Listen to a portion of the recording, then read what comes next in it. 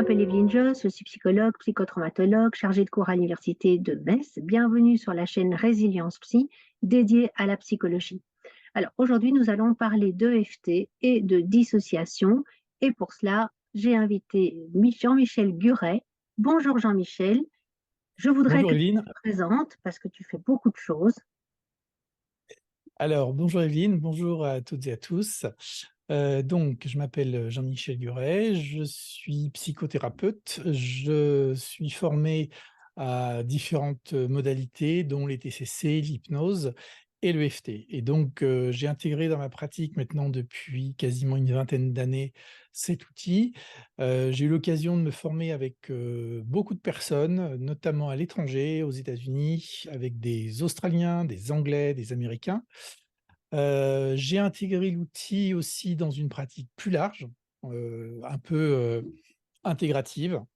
Ça va avec, des TCC, aux approches classiques, de la dissociation et en fait, je trouve que, c'est un outil qui présente, des avantages, vraiment très, très intéressants. Donc du coup, j'ai pas remplacé, on va dire, les anciens outils par cela, mais j'ai vraiment complété ma boîte à outils avec l'EFT et aujourd'hui, je l'utilise dans, systématiquement toutes les prises en charge.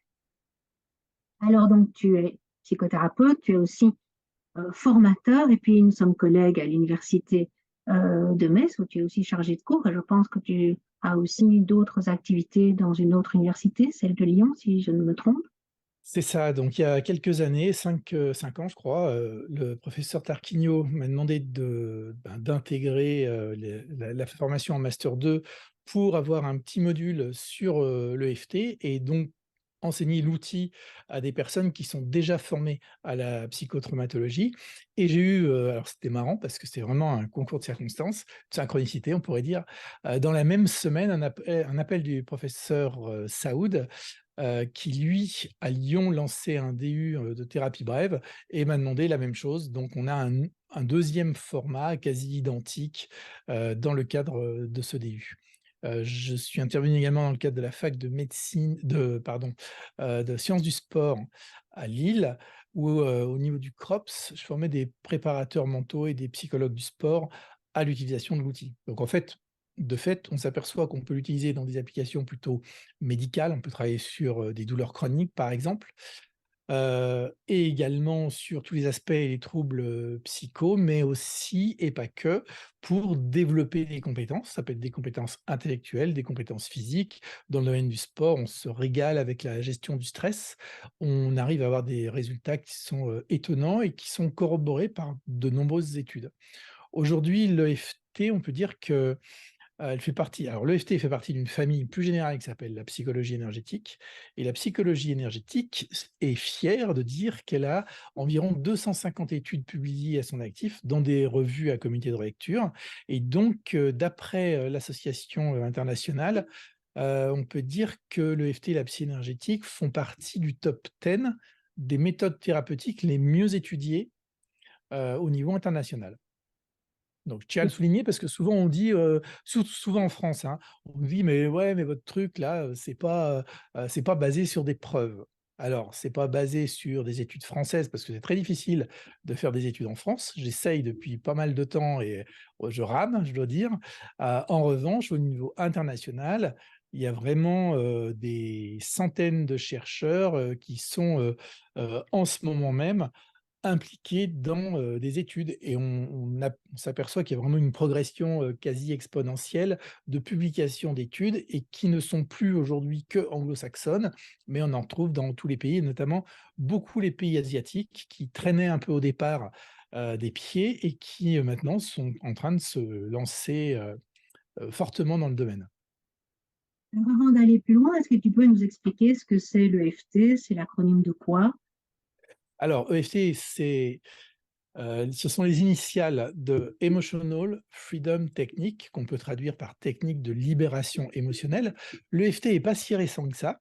En fait, le terme EFT, à la base, c'était une marque, mais qui découlait d'une première méthode qui est antérieure à l'EMDR. L'EMDR, c'est à peu près 86, je crois que Shapiro a commencé à poser les fondamentaux de la méthode. Eh bien, Roger Callahan, qui est un psychologue clinicien, docteur en psychologie clinique, a découvert, fin des années 70, début des années 80, c'était vraiment au chevauchement de ce changement de décennie, que la stimulation d'un point permettait de libérer, de traiter une phobie chez une de ses patientes qui suivait lui depuis déjà 1 an et qui avait fait de la psychothérapie toute sa vie pour traiter une phobie de l'eau vraiment très très ancienne. Elle avait ça depuis toute petite. Pas de traumatisme particulier en lien avec cette phobie. Elle n'avait pas, par exemple, failli se noyer, pas du tout. Et donc ça l'handicapait, fortement et elle avait entendu parler de Callahan qui, à l'époque, était un super grand spécialiste du traitement des phobies et des troubles anxieux en utilisant 2 méthodes, les thérapies d'exposition et l'hypnose. Et il était très connu à l'époque en Californie pour traiter, les phobies par hypnose. Et donc, Callahan la reçoit, galère vraiment avec elle et au bout d'1 an, ne sachant à la limite plus quoi trop faire et surtout parce qu'elle lui dit elle se plaint d'un problème dans l'estomac. Il est à l'époque en train de se former à la médecine traditionnelle chinoise. Il fait l'association estomac méridien de l'estomac qui démarre sous l'œil et il a l'idée, parce qu'il se forme aussi à la kinésiologie en même temps, de lui demander de stimuler un point sous son œil qui correspond au début du méridien de l'estomac. Et là, il constate avec stupeur qu'elle lui dit bah, j'ai plus rien, j'ai plus de sensation, mais en plus, elle se lève, elle dit c'est bizarre, elle court vers sa piscine. Il avait son cabinet dans sa maison, et enfin à côté de sa maison, et pour accéder au cabinet, il fallait passer devant une piscine. Donc autant dire que la patiente faisait de l'exposition systématiquement en venant le voir. Et là, elle court vers la piscine, elle se met à genoux et elle s'asperge le visage, ce qu'elle était incapable de faire.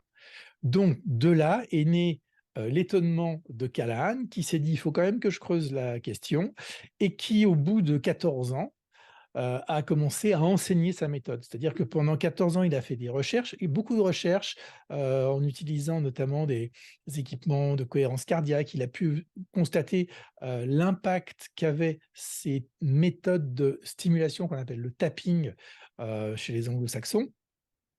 Et sur la variabilité du rythme cardiaque, il a constaté, il a, documenté tout un tas d'avantages. Quand il a commencé à enseigner en 94, ce qu'il a appelé lui la TFT pour Thought Field Therapy, ça veut dire thérapie du champ mental, traduit. Et bien, là, plusieurs des personnes qui étaient dans son cours, ont constaté à quel point ces stimulations étaient efficaces et plusieurs d'entre eux ont commencé à l'intégrer dans leur pratique. Et il y en a un qui, était très intéressé par tout ça, qui est devenu l'assistant de Callahan, qui était Gary Craig, qui a, on va dire, repompé, enfin qui s'est inspiré vraiment beaucoup de sa méthode et qui l'a simplifiée. Et c'est là, Moi, j'ai qui été est formée à la TFT, c'est très, très compliqué, hein. oui, c'est ça. Hein, Et donc donc en fait c'est horrible. Je veux dire, on s'y perd, on ne sait plus où on en est, hein, donc ouais, bah, effectivement, c'est alors une merveille d'avoir, simplifié c'est vrai, tu as tout à fait raison. Ça a évolué, hein, la TFT. C'est-à-dire que l'enseignement et la pédagogie aujourd'hui a dû s'inspirer probablement de l'EFT aussi. Je sais que Joanne Callahan, j'ai fait une formation avec, la femme de, de Callahan qui est à l'origine, qui est l'inventeur, mais elle qui a certainement plus de pédagogie. Il paraît que c'était effectivement un peu chaud avec, avec Roger Callahan. Donc, mais quand bien même la formation à la TFT a été simplifiée, c'est vrai que le travail qu'a fait Craig, c'était une simplification extrême de l'outil. Donc, on a un seul protocole. C'est quoi ce protocole? Eh bien, ça combine en fait nos pensées, notre activation psychologique, c'est-à-dire on va demander à une personne, par exemple, qui souffre d'une phobie, si il y a quelque chose qui est à l'origine de cette phobie, on prendra ça en priorité. On lui dira, bah, repensez au moment, mettons la phobie des chiens, repensez au moment où vous vous êtes fait mordre par un chien. Et donc la personne va se connecter mentalement à son souvenir, ce qui va avoir pour conséquence de l'activer généralement émotionnellement. Et en même temps, on va lui proposer de faire une phrase qui la connecte avec ce souvenir. Elle va dire par exemple: «Même si je ressens cette peur quand je repense à ce chien», et une deuxième partie de phrase qui est une acceptation cognitive en disant: «Je m'accepte tel que je suis», sous-entendu: «J'accepte la personne que je suis avec cette, phobie». Et ensuite, donc elle va stimuler un point sur le tranchant de sa main et ensuite on va lui demander de rester concentré sur cette pensée, sur ce souvenir traumatisant ou traumatogène et on va lui demander de stimuler des points. Alors, on a 15 points, on pourra les montrer si, éventuellement tout à l'heure en détail, mais 15 points répartis sur le visage, sur le buste et sur les mains, sur l'extrémité des doigts et sur le dos de la main. Donc 15 points à connaître et à se rappeler. C'est-à-dire que c'est extrêmement simple comme thérapie et on va répéter à la fois des phrases qui nous exposent aux souvenirs douloureux et on va stimuler ces points. Et qu'est-ce qui se passe? Eh bien, il se passe que on va avoir une activation émotionnelle d'un côté et que la stimulation des points, et ça a été démontré par de nombreuses études, dont des études faites à la fac de médecine de Harvard, c'est cette stimulation des points qui ne s'arrête enfin, qui est assez longue d'ailleurs, hein. On peut enchaîner même plusieurs rondes. On stimule les 15 points environ une dizaine de fois, et puis on peut réenchaîner si besoin, s'il y a toujours l'activation émotionnelle. Eh bien, la stimulation va calmer la partie du cerveau qui s'appelle l'amygdale cérébrale, qui est en lien avec les émotions et notamment en lien avec la peur. Et petit à petit, on va arriver à déprogrammer l'intensité émotionnelle qui était rester bloqué dans le souvenir. D'où le terme de libération émotionnelle. Et alors ça surprend énormément les gens parce que très rapidement, la personne se rappelle le souvenir, est capable de reparler, parler encore du souvenir, mais en fait elle constate qu'il y a un apaisement et donc les gens sont surpris et ils disent: «Mais c'est bizarre, qu'est-ce qui se passe?» Bah, alors donc on leur explique, on fait un peu de psychoéducation en disant: «Bah, c'est justement le but de ce tapping, de cette stimulation de points que de calmer une structure cérébrale». Ce qui est intéressant, c'est que ça passe pas par du cognitif. Donc le filtre que peut opérer le cortex préfrontal avec la pensée rationnelle et élaborative ou analytique ne fonctionne pas. Il est bypassé directement. On est en train d'envoyer des messages à l'amygdale et l'amygdale fait son travail. Au bout d'un moment, on arrive à un phénomène qui a un nom un peu compliqué, mais qui correspond au fait que les connexions qui s'étaient créées au moment du traumatisme et qui perdurent dans le temps et qui donc sont responsables de la réaction, des personnes, qui ont toujours peur dès qu'elles voient une photo de chien, même si c'est un petit chien tout mignon, eh bien cette réaction-là s'arrête parce que les connexions qui se sont créées au moment du traumatisme initial lâchent, se reconnectent ailleurs et donc à ce moment-là, c'est fini, c'est traité. Parce qu'on dit souvent: «Oui, mais alors est-ce que je vais avoir besoin de me servir de l'EFT, tout le temps?» Ben non, parce que quand on s'en sert bien et qu'on arrive à ce phénomène-là, c'est terminé. Le trauma est traité, c'est-à-dire qu'il est réintégré dans l'histoire de vie. C'est-à-dire je sais qu'un jour j'ai été mordu par un chien, mais c'est bon, c'est fini. C'était il y a 50 ans, maintenant c'est terminé. Quand je revois un chien, bon, éventuellement, je vais me méfier, je vais pas sauter au cou de tous les chiens, mais en tout cas, les petits, chihuahuas, par exemple, ça me fera plus l'effet que ça me faisait avant. Et comment Donc s'appelle après ce phénomène? comment? Comment s'appelle ce phénomène de déconnexion? C'est la dépotentialisation synaptique. Donc on observe dans la reconsolidation des mémoires, voilà, c'est les neurones, enfin les pas les neurones, mais la terminaison, des neurones qui finalement se déconnectent et les synapses vont se brancher, ailleurs. C'est très marrant en fait et alors moi je l'ai rarement vu ailleurs qu'avec l'EFT. C'est-à-dire qu'on est en train de faire une séance et c'est souvent vrai dans les phobies parce que l'intérêt des phobies, c'est il y a avant-après, quoi. Si la personne, elle a, je sais pas, la phobie des araignées, par exemple, qu'on lui montre une photo d'araignée, elle est dans tous ses états. Avant, on fait la séance, elle regarde la photo, elle peut même toucher l'écran en disant: «Mais j'arrive pas à croire que je peux toucher l'écran» et quand elle va être en face d'une araignée, elle aura plus du tout les mêmes réactions. Elle va pas non plus aller, mettre le nez dessus, hein, mais voilà et donc dans la séance, ce qui se passe, c'est qu'il y a comme un blanc à un moment. La personne, on dirait qu'elle bug et elle cherche, elle dit: «Mais c'est bizarre, il y a un truc qui s'est passé». Elle comprend pas quoi et c'est souvent ça, ce moment-là de la dépotentialisation synaptique. des liens avec le MDR où on fait aussi du tapping? Alors, je me risquerais pas trop à en faire parce que, il y a des études comparatives qui ont été faites pour mesurer l'effet de l'EFT avec l'effet de l'EMDR. Et notamment une étude très récente, très sérieuse, qui a été menée par la division de la santé du service de santé en Grande-Bretagne. C'est le NICE, enfin, en tout cas, je ne sais pas si c'est eux qui ont fait l'étude, mais c'est à leur initiative. Le NICE, ça veut dire National Institute of Care and Health Excellence, donc l'Institut national pour l'excellence dans la santé et le soin. C'est un peu l'équivalent de l'HAS. Et périodiquement, ils procèdent à des évaluations des méthodes pour soigner tel ou tel trouble. En 2018, ils ont fait ce travail pour le stress post-traumatique. L'idée, c'est de se dire, est-ce qu'ils font ça à peu près tous les 10 ans, est-ce que depuis 10 ans, il n'y aurait pas des méthodes qui se seraient avérées comme étant probablement, enfin peut-être plus efficaces et donc moins onéreuses, parce que c'est ça en fait qui motive derrière ces recherches, c'est est-ce qu'il n'y aurait pas quelque chose qui marche mieux, donc qui coûte moins cher, pour le stress post-traumatique. Et il y a eu un travail conjoint fait par des associations américaines et anglaises dont l'objectif est de faire la promotion de la psychologie énergétique et de l'EFT.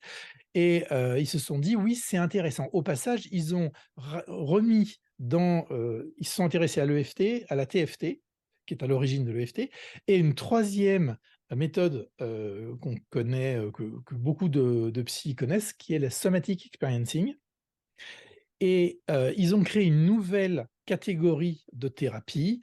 Alors les CS, je ne sais plus quoi. En fait, c'est les thérapies combinées somatiques, somatopsychiques, à peu près. Donc il me semblait que ça existait, hein, les thérapies, psy et corporelles, en fait, psychocorporelles, mais ils ont créé une nouvelle catégorie et ils se sont dit: «OK, compte tenu des premiers résultats et des premières études qui ont été publiées, ça vaut quand même le coup d'investiguer et de faire ça sur des fonds publics avec des labos complètement indépendants» et donc ils ont mené les études qui ont été publiées l'année dernière et qui mettent en évidence 2 choses. Donc ils ont fait des comparaisons entre ces méthodes-là, dont l'EFT, et puis le MDR et les TCC orientés trauma, qui sont les 2 techniques validées par l'OMS, par l'HAS et par la plupart des pays pour le traitement des traumatismes et donc du stress post-traumatique. Eh bien, ils se sont aperçus qu'on arrivait au même résultat avec l'EFT et le MDR, un chouïa plus rapidement avec l'EFT, c'est-à-dire qu'il faut moins de séances, mais qu'au niveau des résultats, on en est au 0,0 quelque chose de près. Et la recommandation finale, c'est de dire, dans les pays, pour traiter le stress post-traumatique, dans les pays où on a de l'argent, on continue de recommander en numéro 1 le MDR. Mais bon, le FT, TFT et Somatic Experiencing, ça vient derrière. Ça s'est révélé être plus efficace que les thérapies cognitivo-comportementales orientées trauma. Et deuxième partie de la recommandation, c'est de dire, en revanche, dans les pays où on n'a pas trop d'argent, où on a moins de 3 000 €, je crois, à consacrer aux soins d'une personne, eh bien, on recommande en priorité l'EFT. Donc ça, c'est quand même une grande nouvelle.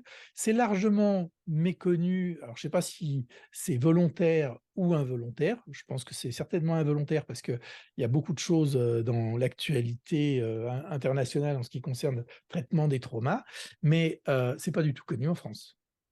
Et je dirais presque même en Angleterre. En tout cas, les Américains constatent qu'il y a vraiment une progression du nombre d'études publiées, mais qu'il y a, quand même beaucoup de réticences, y compris aux États-Unis, hein. Souvent, on s'imagine qu'aux États-Unis, c'est tout facile et que toutes ces méthodes-là, fleurissent. Il y a pas mal de freins et ils sont, toujours obligés de faire des efforts pour justement promouvoir ces méthodes.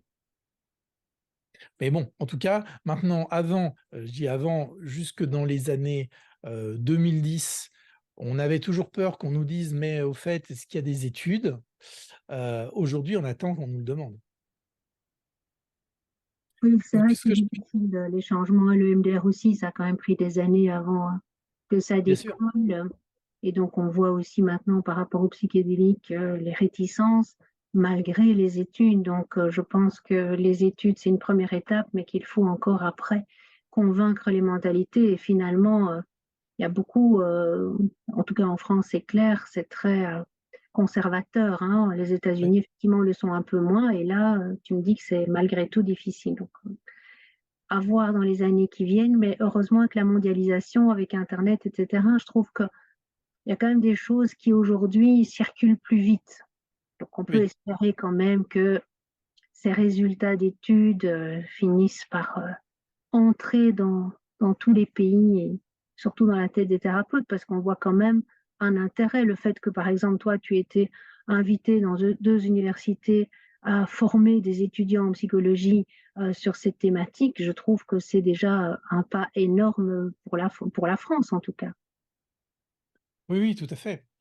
Alors ça reste limité, mais oui, c'est déjà, très, très bien et je pense que, bah, pour que ça se développe, il faudrait que, ben, on médiatise un peu plus, l'impact et l'intérêt de ces méthodes-là sur un grand nombre de problèmes. Aujourd'hui, on a beaucoup d'études, d'effets qui montrent que, l'EFT est quasiment enfin, est validé pour le traitement des troubles anxieux.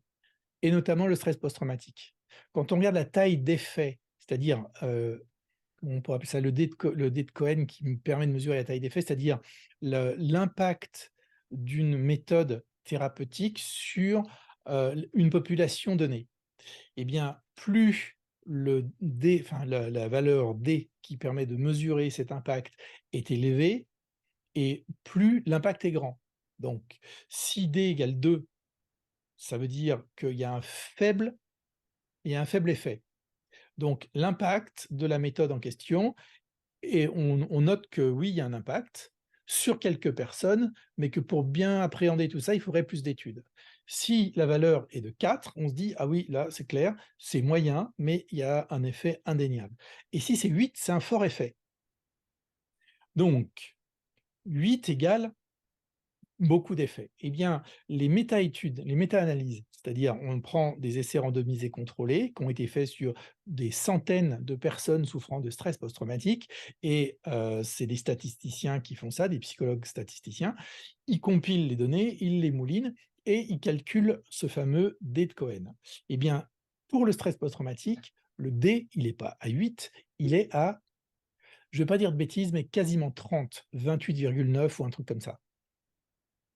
C'est-à-dire que c'est énorme. Ça veut dire que ça a beaucoup d'impact sur beaucoup de personnes. C'est pas la panacée, ça marche pas sur tout le monde, mais voilà, c'est déjà ce qu'on peut dire. Et au niveau de la dépression, je crois que c'est aux alentours de 22. Donc les 2 grands domaines d'application, c'est d'un côté les troubles anxieux et de l'autre côté les troubles de l'humeur.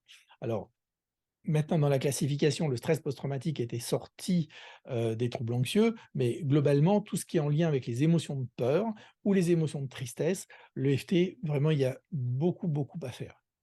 Et je dirais pas que, parce qu'on a des études faites sur la fibromyalgie, sur, enfin, plein, plein de choses, hors du champ de la dépression et du stress post-traumatique et qui montrent que, voilà, l'EFT est efficace. Donc ça a déjà été, largement documenté, ça l'est encore un peu plus de tous les jours. Moi j'ai, tiens, je vais en profiter pour, faire un tout petit coup de pub, si tu me permets. Je viens de traduire un livre, d'une, professeure, de fac, anglaise. Elle est prof à l'université du Staffordshire en Angleterre et c'est un bouquin qui permet enfin qui explique aux thérapeutes comment faire des études de cas. Et les études de cas, en fait, tous les thérapeutes peuvent faire des études de cas, ce qui est super intéressant à faire, parce que ça nous oblige à réfléchir sur notre propre pratique et ça permet aussi de montrer l'impact de l'EFT. Et donc, le livre, en fait, décrit comment ça fonctionne, comment est-ce qu'on fait une étude de cas. Et moi, du coup, je me suis inspiré de cet ouvrage que j'ai traduit pour les élèves qu'on forme dans le cursus de psychopraticien. Et je leur demande plus de me faire un mémoire, je leur demande maintenant de me faire une étude de cas. Et comment est-ce qu'on fait l'étude de cas avec, les formulaires de consentement, toute l'éthique qui va avec et tout, c'est passionnant et voilà, ça permet de montrer à quel point cette méthode-là, le jour où on en aura, je sais pas 2 ou 300, ça donnera aussi l'envie à, certaines personnes de commencer, de lancer des vraies études sur des cohortes, dignes de ce nom. Voilà. On mettra les coordonnées du livre dans la vignette de présentation de cette vidéo. Oui, Alors nous, on va parler de la dissociation qui fait donc évidemment partie du trauma, pas que, puisqu'on peut avoir des dissociations qui ne sont pas traumatiques comme dans la schizophrénie. Je suppose que nous allons, nous ici, nous intéresser au trauma. ouais. Alors, comment tu définirais, toi, la dissociation? Dans quel cas trouve-t-on des dissociations et comment ça se manifeste? Alors en fait, déjà c'est une question, qui est compliquée. Moi, tu sais, on en parlait la dernière fois, mais donc je suis en train de j'ai commencé la 1re année, enfin j'ai terminé la 1re année, du DU, sur la dissociation. C'est un terme, qui est loin de faire, l'unanimité, hein. On ne parle pas, enfin, il y a plein d'acceptions et de définitions différentes. En fait, si on a une assemblée de psychologues et qu'on veut, foutre, le boxon, il suffit de commencer à parler de la dissociation. Donc, en fait, moi, je peux me référer, aux définitions qu'on a vues dans le DU, mais même, en fait, sur la manière de considérer la dissociation, c'est pas la même chose. On peut parler soit d'un continuum, donc depuis les états dissociatifs, on va dire, normaux, jusqu'au, pire du pire, qui est, le trouble dissociatif de l'identité. Ce qu'on peut dire avant de démarrer, c'est que, en France, il y a un vrai problème également sur le terme dissociation. Il y a une étude qui a été publiée présentée dans le cadre d'un congrès qui a eu lieu en début d'année, qui montrait que 51 des, psychiatres, niaient l'existence même des troubles dissociatifs. Et notamment, je pense, surtout, j'imagine que ça doit être le trouble dissociatif de l'identité. Donc, c'est un peu, compliqué, mais, heu, sans faire un cours, sur la dissociation, ce qu'on peut dire, c'est, je vais montrer le bouquin, donc tu pourras mettre les références et dont tu as, coécrit un chapitre, qui est vraiment un livre de référence, sur le domaine et qui permet en fait, de définir tous les thèmes, et toutes les acceptions, du terme, dissociation. Maintenant si on part en sans rentrer trop dans le détail, moi la question que j'ai le plus souvent en cours ou en téléclasse, c'est: «Qu'est-ce qu'on fait avec les personnes dissociées?» Et donc, invariablement, je leur demande qu'est-ce qu'ils entendent par, dissociation? Et là, on va retrouver, des définitions ou des comportements, qui sont pas forcément ceux, des troubles dissociatifs. Des fois, c'est des personnes qui sont dans la lune ou qui sont pas vraiment là ou qui veulent pas rentrer, où on voit que là, la dissociation, en fait, ça serait plus une distanciation. C'est je garde le problème au loin parce que si je me mets trop dedans, je vais trop souffrir. Après, il y a évidemment, bah, tous les phénomènes de dissociation structurelle qui sont les conséquences de tous les traumas. Donc, ce qu'on pourrait dire, c'est, s'il y a suspicion de troubles dissociatifs, déjà l'EFT va nous être utile pour commencer à marquer le pas. Pourquoi? Parce qu'en fait, l'EFT, c'est, si on regarde bien, c'est 2 choses. C'est à la fois un outil qui permet de calmer, dans l'instant, et un outil qui permet de traiter. Donc, la différence, disons que dès le départ, l'EFT a été imaginé pour être utilisé en autotraitement. C'est-à-dire, les personnes vont avoir un outil à leur disposition et pouvoir se réguler, mais éventuellement pouvoir traiter certains problèmes. Alors, quand je dis certains problèmes, ça veut dire des problèmes, qui ne sont évidemment pas énormes et qui sont évidemment pas des traumas complexes. Et pour les personnes qui nous écoutent et qui, ne feraient pas la différence entre tous les types de traumas, donc il y a plusieurs classifications, dans les traumas. Mais pour faire simple, on va parler des traumas simples, c'est-à-dire qui surviennent chez des personnes qui se sont, on va dire, correctement développés, qui arrivent à l'âge adulte et qui un jour vivent alors ou en tout cas, à l'adolescence ou à l'âge adulte et qui un jour vivent un événement très difficile. Ça peut être un accident, de voiture par exemple, ça pourrait être une agression, ça pourrait être un attentat, ça pourrait être un viol et cetera. Ça s'est passé une fois chez une personne qui est, on va dire, construite et qui était déjà fonctionnelle. Et cet événement-là, traumatogène, va entraîner des troubles. Donc là, on parle de trauma simple. On peut vivre un viol, on peut 2 ans après vivre un accident de voiture et puis 2 ans après vivre autre chose. Ça sera pas non plus des traumas complexes, ça va être, une, succession de traumas simples. Et ces traumas simples, eh bien, se traitent d'une certaine manière avec le l'EFT, avec le MDR, et cetera. En tout cas, ils sont beaucoup plus faciles à traiter que des traumas complexes. Les traumas complexes, on va, comme tu le sais, comme tu l'expliques très bien dans tous tes écrits, heu, on va avoir une récurrence d'événements traumatogènes, des abus physiques, des abus, moraux, des abus sexuels qui vont se répéter durant l'enfance ou qui vont commencer aussi à un stade où, l'enfant n'est pas encore construit et donc qui vont avoir vraiment un impact hyper fort et qui vont, eux, entraîner, de la dissociation, structurelle.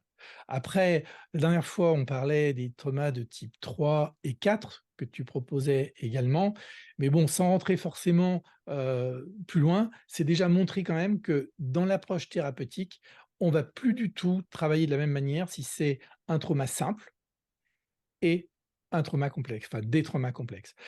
Et l'EFT, au départ, on va enfin, moi j'ai tendance à dire qu'on peut pas forcément aussi l'appliquer sur tout type de trauma simple, parce que des fois, après un viol, par exemple, quelques années plus tard, faire ça tout seul chez soi, c'est hyper risqué et très souvent les personnes vont avoir des mécanismes de protection et de défense qui vont les empêcher de se connecter avec le souvenir traumatique.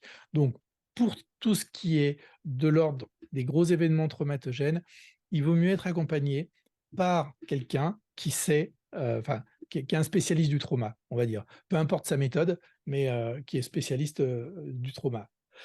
Et pour tout un tas d'événements, qui nous affectent, de l'enfance par exemple, eh bien là, l'EFT peut être utilisé de manière autonome et produire des effets qui sont, sur la durée, assez exceptionnels. Moi quand j'ai commencé à lancer, mon activité en EFT, donc c'était dans les années, 2006-2007, j'avais fait un site internet et j'étais tellement enthousiaste et enthousiasmé par la méthode que j'ai commencé à créer, des petites vidéos et des textes pour expliquer aux gens comment se libérer de leurs problèmes. Et je me rappelle d'un mail que j'avais reçu d'une personne qui m'avait dit: «Écoutez, je vous connais pas, vous êtes très sympa, je comprends toujours pas pourquoi vous faites ça, gratuitement, mais j'ai un problème et je suis suivi depuis des années pour ce problème-là. En appliquant votre méthode, même si j'y croyais pas, je m'en suis libéré». C'est un gars qui, je me rappelle plus du terme, mais qui avait une hypersudation des mains. Dès que l'angoisse montait, il dégoulinait carrément des mains. Donc en fait, il m'a expliqué qu'il était obligé de se mettre des gants et que malgré ces gants-là, c'était un véritable, handicap. Voilà, bah, je ne sais pas, ce qu'il a fait exactement parce qu'il a dû enfin d'après, le peu qu'il m'avait écrit, il avait travaillé sur même si je sue des mains ou une phrase comme ça. Donc ça veut dire qu'il travaillait sur le symptôme et pas sur la cause. Donc sur la conséquence et pas sur la cause, et que souvent quand on travaille sur la conséquence, on n'a pas mmh, des résultats, phénoménaux et qu'on a vraiment des résultats qui sont pérennes à partir du moment où on retrouve la cause et qu'on la traite.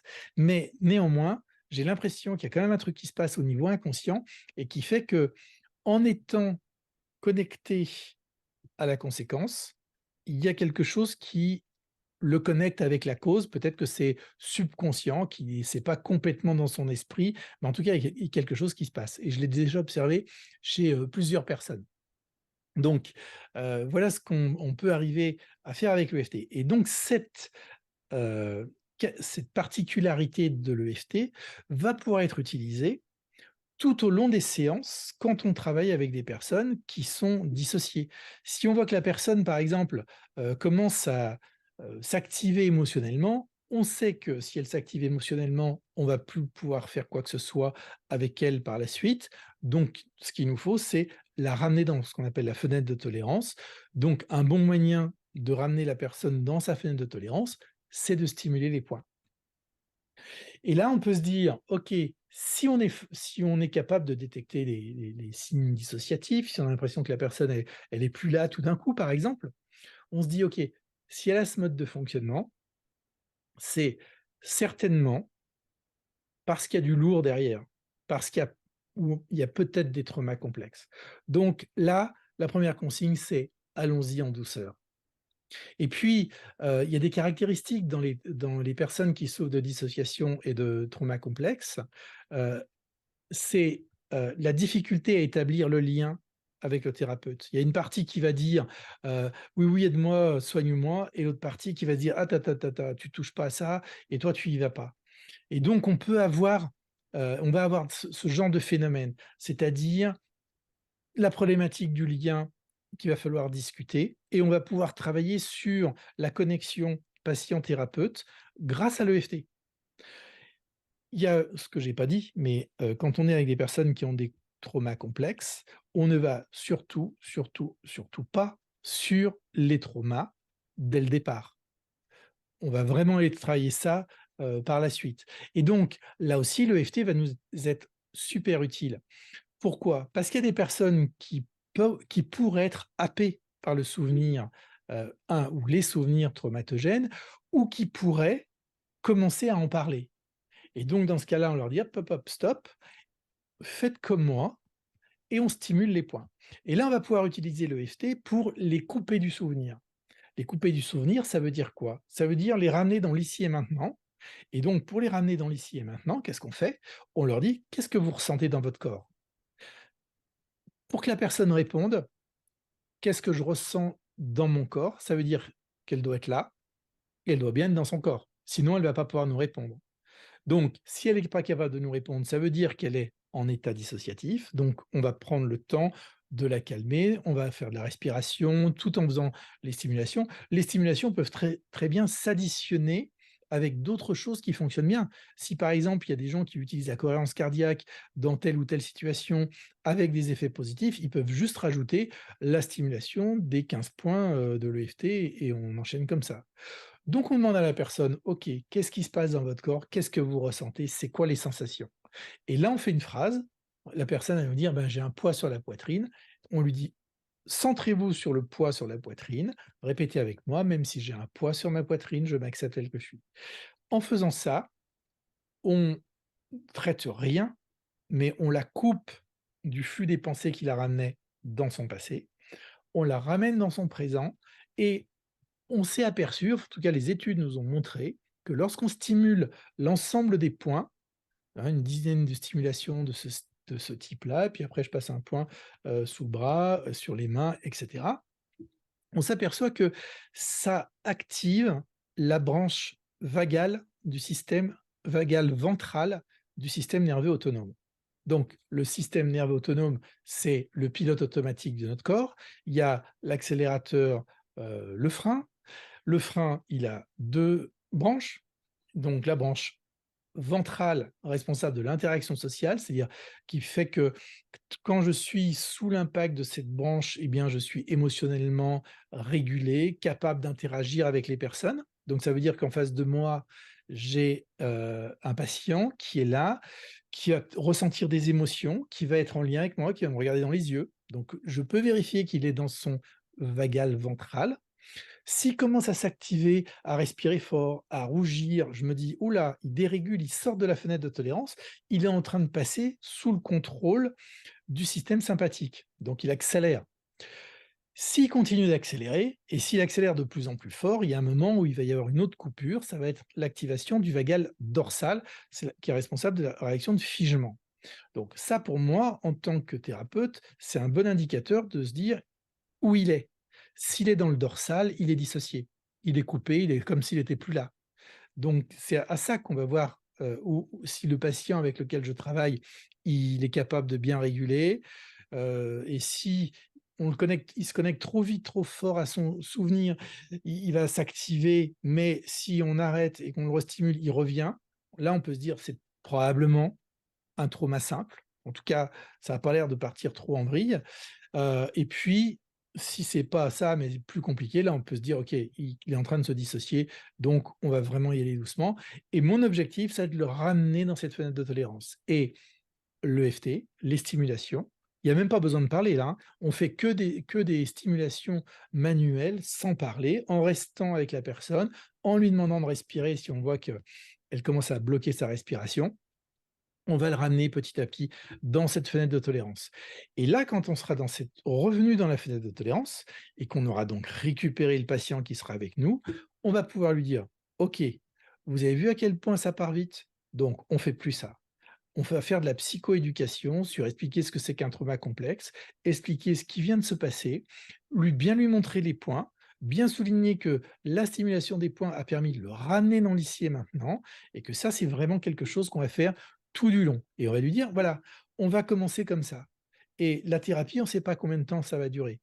Et là, toutes les personnes qui croient encore que l'EFT, c'est magique et que ça marche, comme ça, en claquant des doigts, le jour où ils vont commencer à travailler avec des personnes qui ont des traumas complexes, beh, ils vont s'apercevoir que c'est comme pour toutes les autres thérapies. C'est-à-dire que c'est long, même si c'est un peu plus rapide, parce que certaines études ont montré que, hein, mais attention aux études, parce qu'une étude chasse l'autre. Et puis si on fait des comparaisons entre les méthodes, eh bien, voilà, il y a une étude qui a montré que c'était quasiment pareil, il y a une autre étude qui montre que c'est A qui est devant B, il y a la troisième qui a montré que c'est B devant A, et cetera. Après, quand on en aura des centaines, on pourra tirer un enseignement, voilà. Mais de toute façon, l'idée, c'est pas de comparer, vraiment les thérapies, entre elles, pour dire que celle-là et c'est moi qui détiens la meilleure, hein. C'est pas, enfin, en tout cas, c'est pas du tout l'idée. Mais c'est, de se rendre compte quand même que cet outil EFT, qui, au départ, a été conçu pour un autotraitement, on va dire sur de la bobologie, sans être péjoratif, peut vraiment être utilisé avec des cas les plus complexes, mais en respectant, les méthodologies, et notamment la méthode de Janet en 3 phases. Là, on va avoir des résultats qui vont vraiment être, concrets, et qui vont, s'inscrire, dans la durée. Voilà. Alors je ne sais pas si je suis pas trop confus dans tout ce que j'explique, parce que Pas du tout, donc tu expliques que c'est un excellent outil de régulation et pour stimuler aussi l'engagement, social parce qu'effectivement, je pense que si on n'a pas la confiance, du thérapeute, on peut aller nulle part. Donc même si consciemment la personne, te fait confiance, si tout son être ne te fait pas confiance parce que cette partie a appris à se méfier de l'autre qui était quelqu'un de dangereux, ben, c'est vrai qu'on ne peut rien faire. Une fois que voilà, tu arrives à ramener la personne dans cette fenêtre de tolérance, qu'elle-même, avec l'entraînement, elle parvient à le faire avec les tappings, comment après travailles-tu avec les troubles dissociatifs et l'EFT? alors, très souvent, ce qui va se alors oui, il y a autre chose que je voulais dire juste avant de répondre à ça. Hem, c'est que si on reprend les explications de la théorie polyvagale, Porges a insisté sur la neuroception. Donc la neuroception, c'est ce que tu viens d'expliquer, mais je vais rentrer un peu plus en détail. C'est-à-dire que le patient va, même s'il trouve le thérapeute sympa, si le thérapeute dérégule parce qu'il est impressionné par les réactions de son patient, lui-même va communiquer à un niveau infraconscient son malaise, sa peur, son stress à son patient, qui lui est déjà en train de déréguler. Donc il peut y avoir une sorte de cercle vicieux où les 2 vont s'activer mutuellement. L'intérêt de l'EFT par rapport à d'autres méthodes, c'est que le thérapeute n'est pas en train de faire des stimulations sur la personne, le thérapeute est en train de montrer à la personne comment faire des stimulations sur elle. Donc, moi je me stimule comme ça. Mais quand je me stimule, moi, en tant que thérapeute, je suis en train de me réguler. Si mon système nerveux autonome est en train, voilà, je suis encore dans le vague ventral, mais je commence à avoir une activation, du sympathique en même temps. Je le sens bien que j'ai les 2 qui s'activent. Instantanément, moi je stimule sur moi. Éventuellement, le patient, il stimule pas, il doit peut-être, si c'est il ne connaît pas, se demander ce que je suis en train de faire, mais je fais ça, pourquoi? Pour me revenir vraiment dans la fenêtre de tolérance et pour, on va dire, muscler mon vagal ventral. Et là, c'est comme si moi je m'arrimais au sol et que j'étais capable de mieux soutenir, mon patient. Donc cette phase-là de stabilisation, c'est vraiment souvent ce qui va durer le plus longtemps dans, l'accompagnement avec, des personnes qui ont eu, des traumas complexes et ça va se prolonger pendant des séances et des séances où on va s'en servir pour se réguler. On va l'enseigner à la personne pour qu'elle soit capable de s'en servir, chez elle, pour réguler son état émotionnel entre les séances, pour développer aussi, des compétences, des ressources Et c'est et ça alors que je après. voulais que tu soulignes, hein, c'est qu'effectivement, c'est pas simplement pour, entre guillemets, se réguler dans un moment T, mais c'est vraiment toute cette phase de stabilisation avec les traumas complexes, c'est de la thérapie. Bon, c'est-à-dire que c'est pas simplement, voilà, je suis émotionnée, je me régule, c'est j'apprends quelque chose que je ne connais pas, que je ne sais pas faire, hein. Donc, c'est pour ça que cette phase peut être très longue aussi avec les traumas complexes, c'est parce que c'est quelque chose que les personnes ne connaissent pas. Et donc, c'est vraiment un apprentissage. Donc, on est vraiment dans le thérapeutique déjà, en fait, hein. Ouais, oui, tout à fait et dans cette phase-là, on va aussi travailler sur la phobie du monde intérieur. Toutes les personnes qui, on le sait bien, hein, ne veulent pas se connecter avec les souvenirs. Il y en a qui pensent que si elles se connectent avec ces souvenirs-là, elles vont être à nouveau happées dans cette spirale infernale, qu'elles en ressortiront pas et donc là, c'est pareil, on va y aller vraiment petit à petit. C'est souvent d'ailleurs, bah, là, en fait, toutes les techniques qui ont été, développées en EMDR, et que là, il y a la boîte de vitesse, par exemple, où je fais un pas en avant, 2 pas en arrière. On va être sans arrêt en train de faire ça. On peut, dans cette phase, en progressant dans cette phase de stabilisation, se dire: «Bon, je vais peut-être faire un essai, je vais prendre un trauma du passé, mais un petit, pas les plus gros» et puis s'apercevoir que ça dérégule encore très fort. On arrête tout, on fait marche arrière, on revient, on installe des ressources. Alors comment installer des ressources? Eh bien, il y a le protocole, c'est de Leeds, le protocole de MDR, d'installation des ressources. Eh bien, plutôt que de faire ça, on fait ça.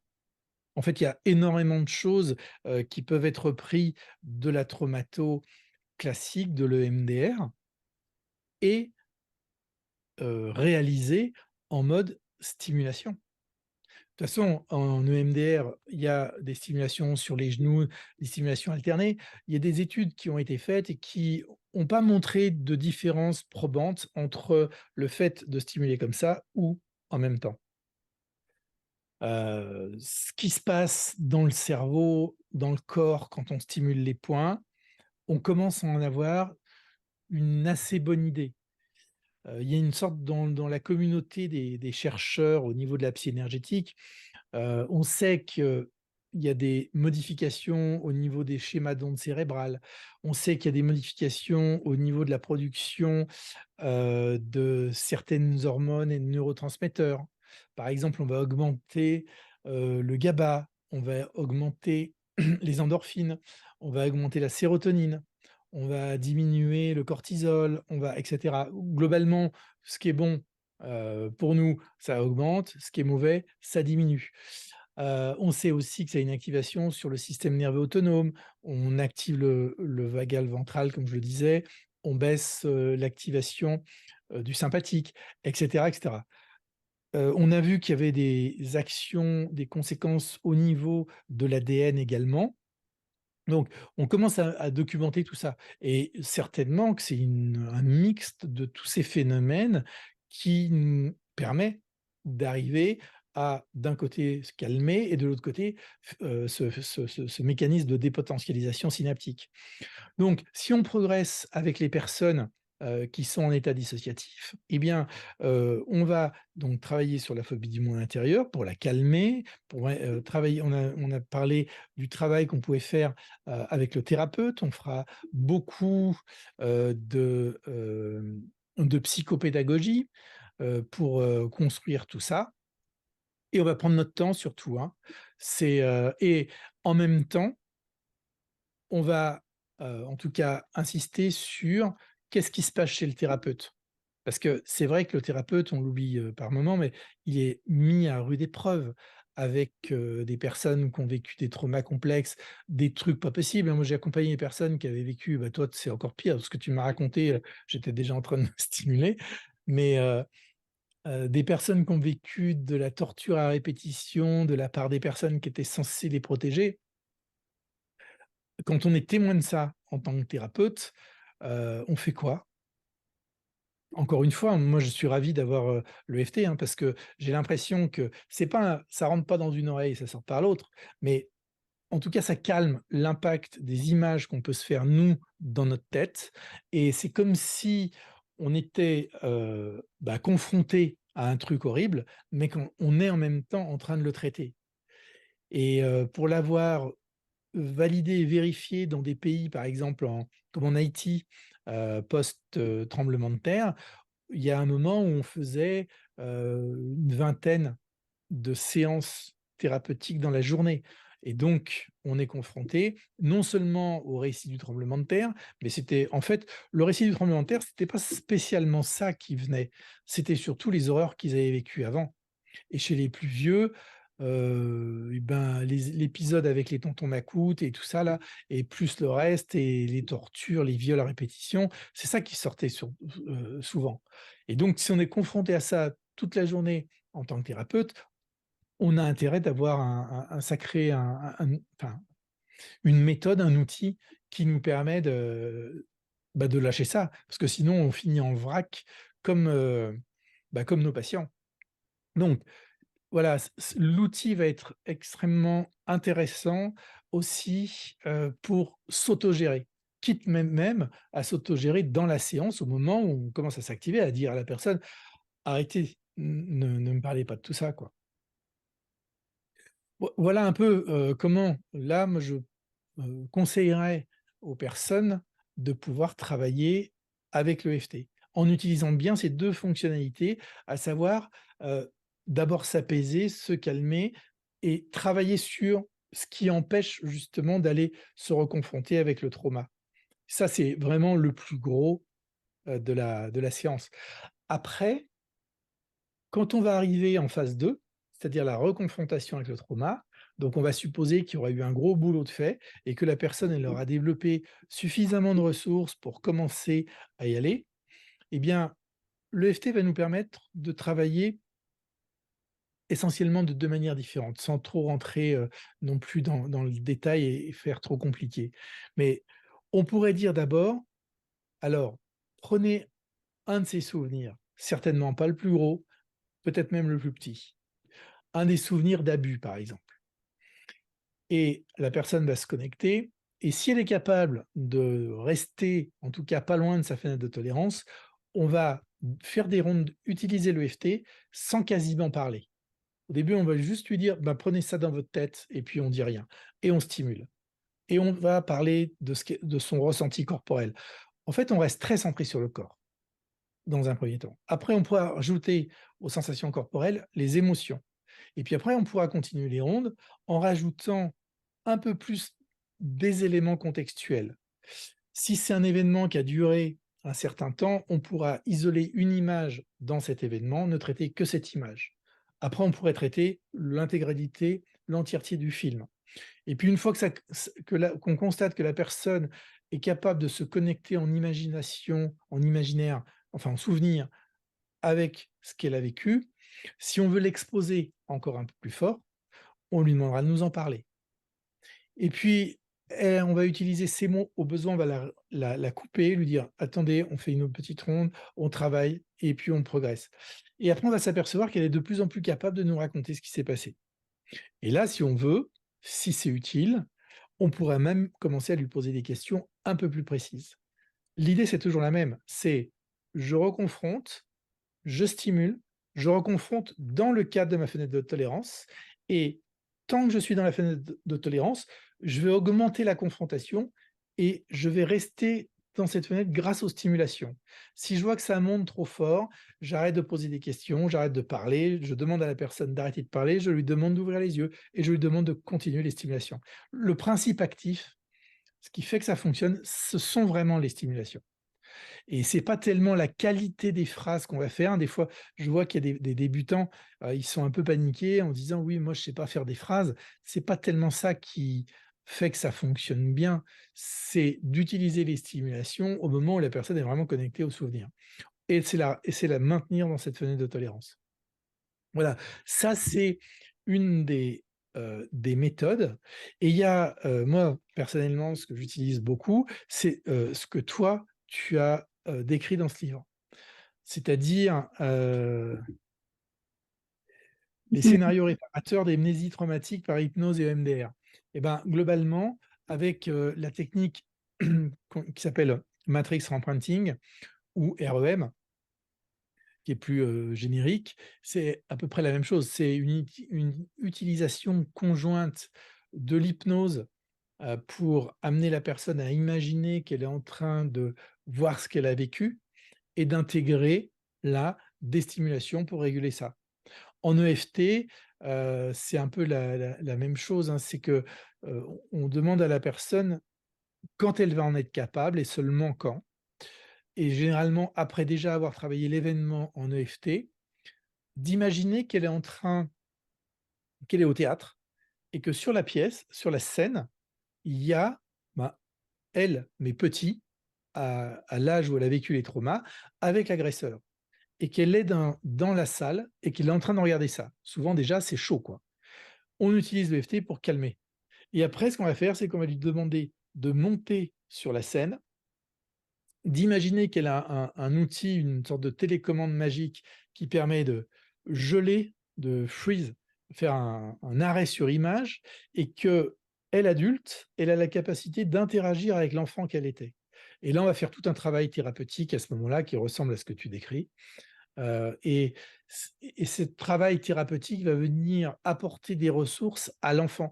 En fait, on ne cherche pas à changer le scénario parce que ça serait quasiment carrément, ça reviendra à nier, ce qui s'est passé, mais on vient à donner un autre sens. Par exemple, hein, on va travailler sur les cognitions qui se sont installées là. Il y a des personnes qui vont garder une honte phénoménale parce qu'elles se disent que c'est de leur faute. Donc c'est ça qu'on va transformer pour que la personne comprenne bien que c'était pas sa faute, elle était un enfant et cetera et cetera. Voilà, oui, Pour transformer le scénario, c'est pas du tout l'idée de nier, hein, c'est l'idée de sortir du sentiment d'impuissance, etc. Avec la scène de théâtre, ce que moi je fais parfois, c'est de demander aux personnes comme si elles étaient des metteurs en scène, et c'est d'imaginer une époque, donc pas nécessairement l'époque où ça s'est passé, par exemple ça s'est passé en 1980, mais d'imaginer ça au 15e ou au 16e siècle. Donc, c'est la personne qui choisit l'époque, les costumes, et ça donne une sorte de dissociation aussi, mais donc pas dans le sens traumatique du terme, de distance par rapport à ce qui se passe. Donc, c'est une façon aussi d'approcher le trauma, la mise en scène du trauma, dans un premier temps, sans que ce soit trop proche de ce que la personne a vécu. C'est ce qu'elle a vécu, mais avec d'autres costumes, dans une autre époque. Et donc, je trouve que enfin, je dis ça parce que ton histoire de théâtre m'a fait penser à ça, de cette mise en scène que je demande parfois aux patients de faire pour justement créer une distance où c'est moins violent quand on se le représente, puisque il y a des changements par rapport à ce qu'on a vécu soi. ce que j'ai bien aimé moi dans le chapitre que tu as écrit dans le livre dont on parlait, c'est en fait de montrer que ces méthodes viennent de Janet. Moi, je pensais que ça venait de l'hypnose et que c'était des structures beaucoup plus récentes et en fait, j'ai été surpris de voir que finalement, c'est depuis le 1800, ou tout début 1900 qu'il a commencé à travailler comme ça? Et c'est vraiment intéressant cette manière de faire et donc voilà, en fait, moi, ce que je constate, c'est que, heu, l'EFT au départ, c'est un outil qui est né de la simplification d'une méthode. Il y a pas derrière de, de base scientifique, ou comme par exemple tu vois, en EMDR, Shapiro, elle a amené des concepts à elle, le TAI, et en fait, toute une façon d'alimenter et d'asseoir sa méthode. En EFT, c'est même, presque surprenant de voir qu'il y a pas grand-chose, à part se dire: «Bah, les problèmes, ça vient d'une perturbation dans le système énergétique». OK, mais pour les gens qui ont envie d'en savoir un peu plus, c'est, je dirais, assez mince. En tout cas, dans les explications d'origine, on va dire des années, 95 et il y a eu aussi quelque part, je trouve, une sorte de mise à distance de tout ce qui était apporté par, la psy classique.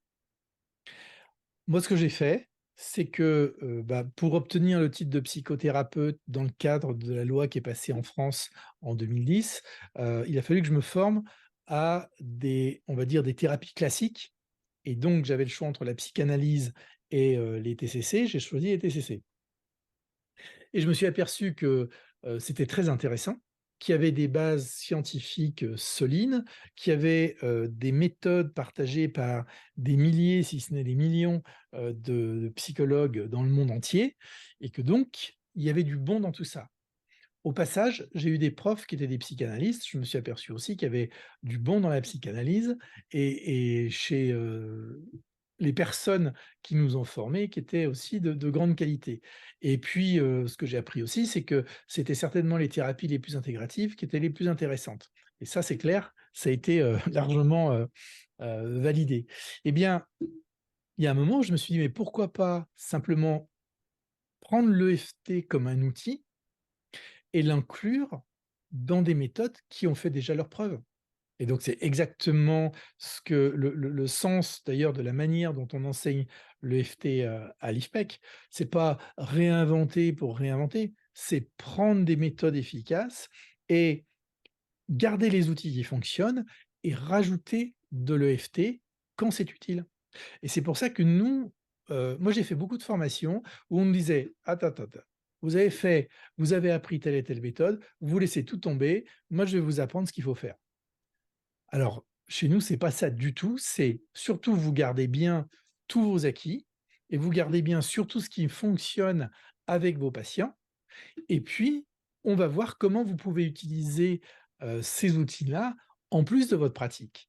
Par exemple, au centre, Pierre Janet, on m'a demandé de former des psychologues qui consultent. Parmi ces psychologues qui consultent dans le centre Pierre Janet, qui est une activité à la fois de formation, à la fois de recherche et à la fois de consultation, on a des personnes qui sont des formateurs et des superviseurs en EMDR. Je vais certainement pas leur dire: «Vous allez me laisser tomber le EMDR pour faire de l'EFT», de toute façon ils me jetteraient dehors. Donc mais l'idée c'est comment est-ce que vous allez pouvoir utiliser cet outil dans le cadre de votre pratique?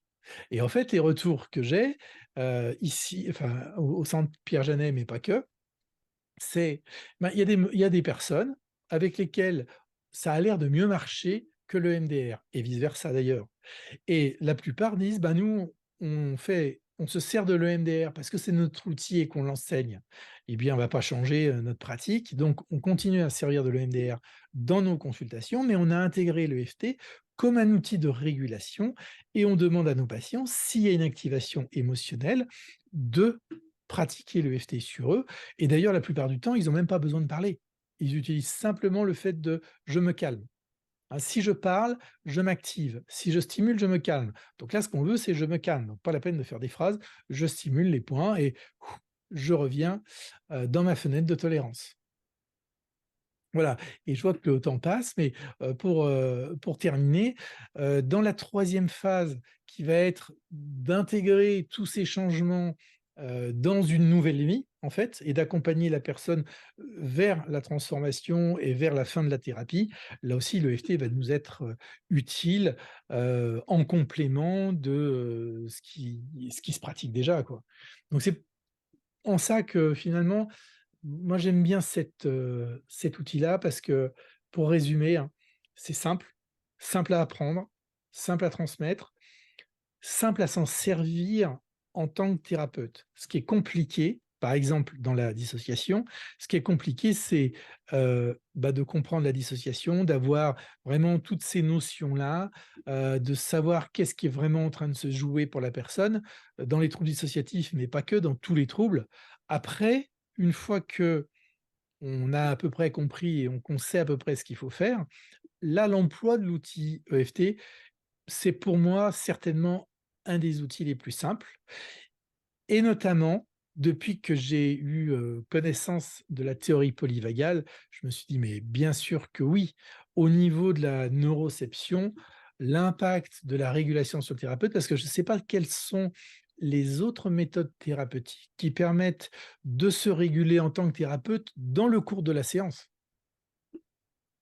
Moi, j'en connais pas, mais je suis Oui, preneur il si. y en a pas. Comment? Je pense pas qu'il y en ait. Ou alors on peut effectivement faire, le tapping, le butterfly hug par exemple en même temps que le patient quand on lui Oui. montre, ou du tapping sur les cuisses, mais effectivement sinon je n'en connais pas non plus.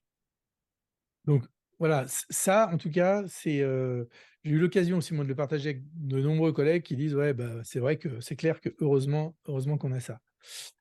Voilà, après il y a des petites subtilités, mais bon, on va pas rentrer dans le détail, le trai la notion d'inversion psychologique et des choses comme ça qui, permettent de, traiter certains mécanismes de protection et d'apporter de la douceur, en fait, dans les séances. Moi, ce que je retiens finalement, de ma pratique de l'EFT depuis, pas loin d'une vingtaine d'années là, bientôt, c'est que, heu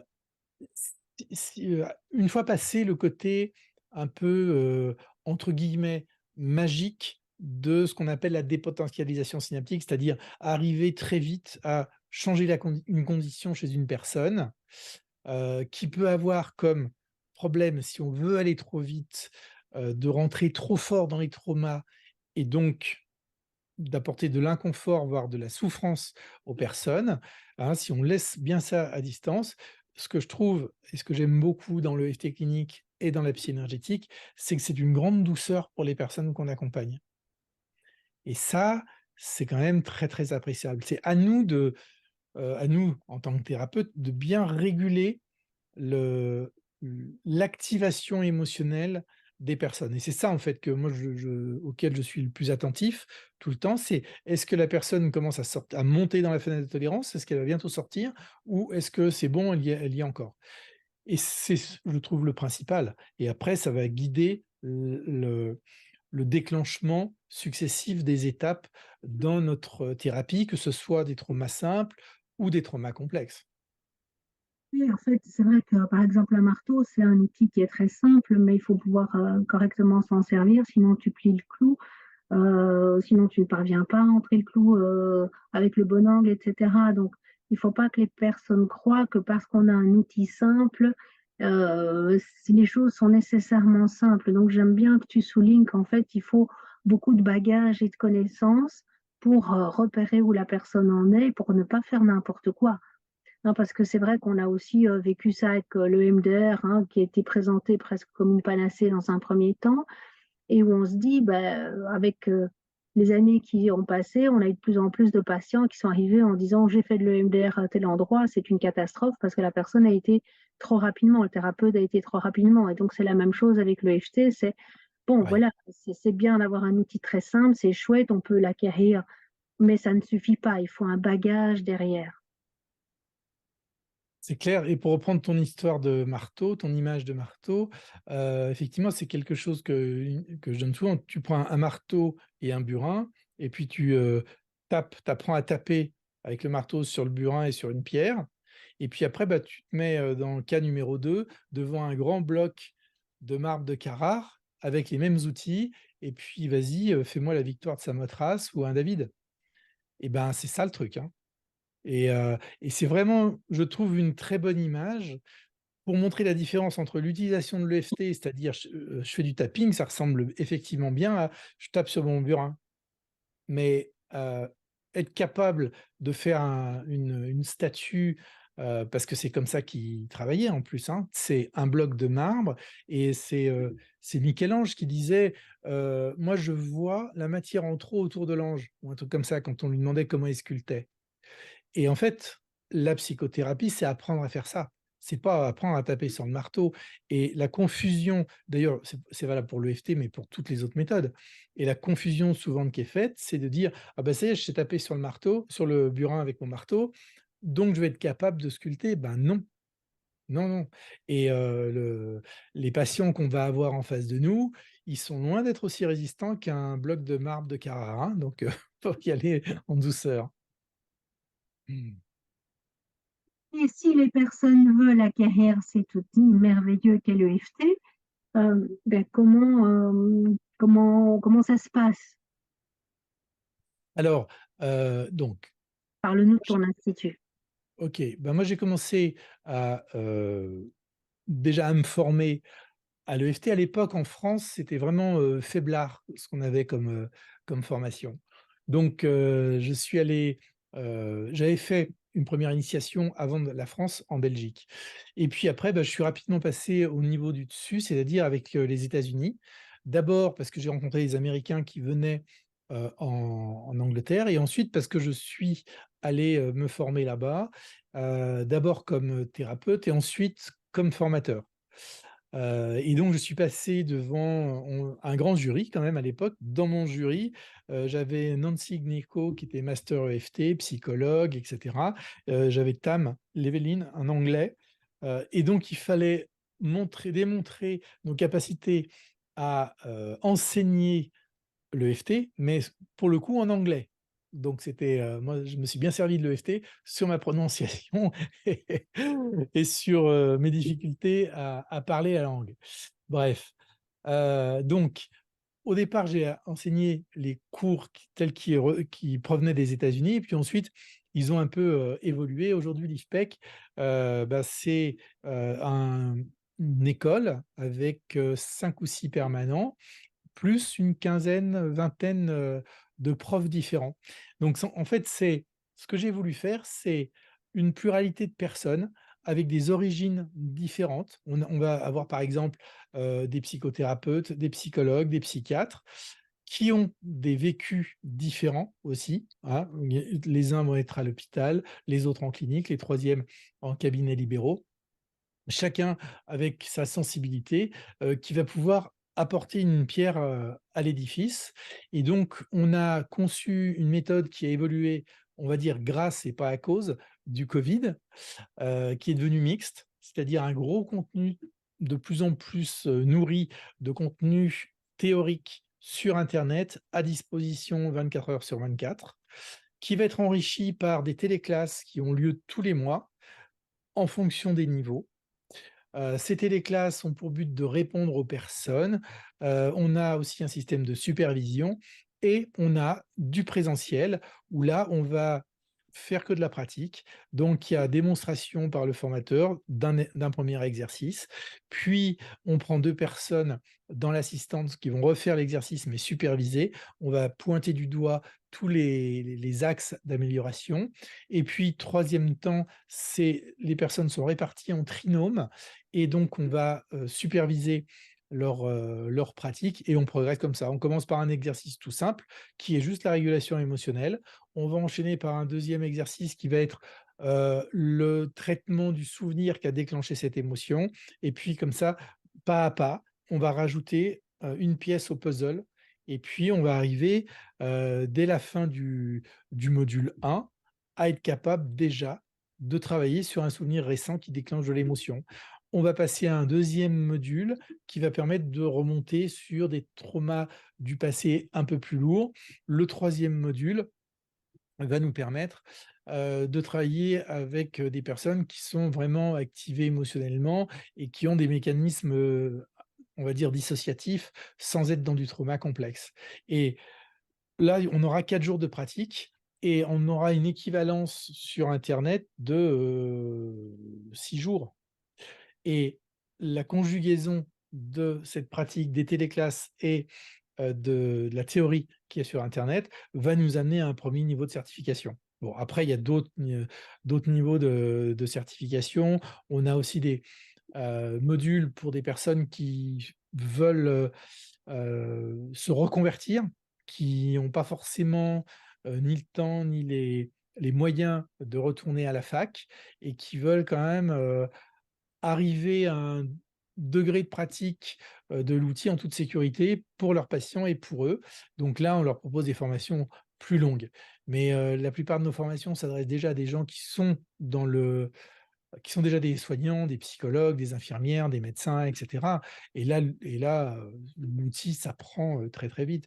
On fait beaucoup d'interventions également en intra, formation donc dans les hôpitaux, dans les cliniques, dans des associations, dans des différentes institutions. Et là, je suis encore en cours de formation avec la principale association qui accueille des migrants sur Paris et qui intègre cet outil aux côtés des autres outils qu'ils utilisent déjà, dont le MDR.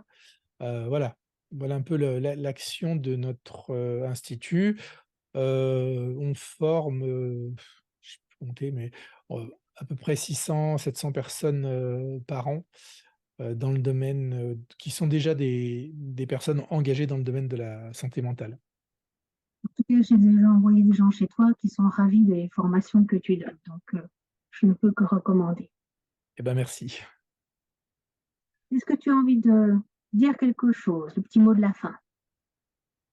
Alors, le petit mot de la fin, euh, bah, ça serait d'à nouveau repartager mon enthousiasme pour cette méthode que je trouve, je l'ai dit, vraiment douce, facile à apprendre, extrêmement autonomisante pour les personnes. Ça, c'est je vais peut-être pas insister beaucoup là-dessus, c'est quelque chose qui me tient à cœur. C'est-à-dire que les personnes qui viennent en thérapie, eh bien, c'est leur redonner la capacité à se prendre en charge.